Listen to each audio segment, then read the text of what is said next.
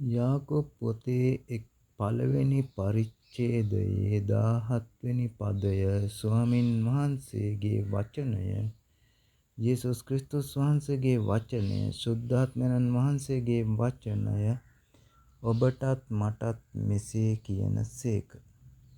සෑම යහපත් දීමද, සෑම සම්පූර්ණ දීමනාවද, කිසි වෙනස් වීමක්වත් හැරීමේ ඡායාවක්වත් නැත්ත වූ ආලෝකවල පියාණන් වහන්සේ කෙරෙන් ඉහළින් බැස එන්නේය.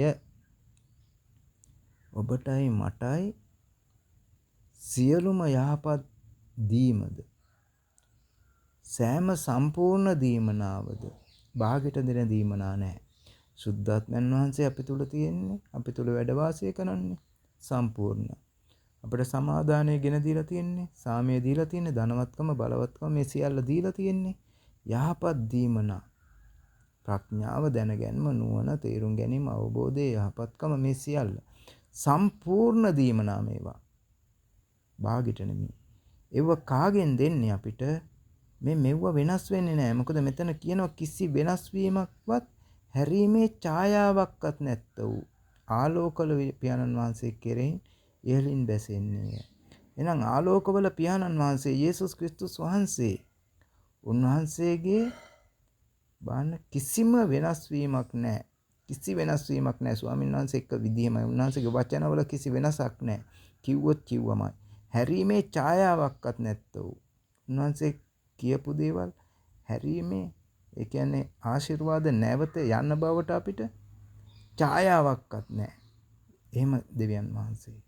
ඒ වගේ දෙවියන් වහන්සේ අපෙන් අහකට යන ගතියක් තියා එහෙම ඡායාවක්වත් නැහැ. යන්නේ. මනක් කල්පිතවත් හිතන්න එපා ඒක.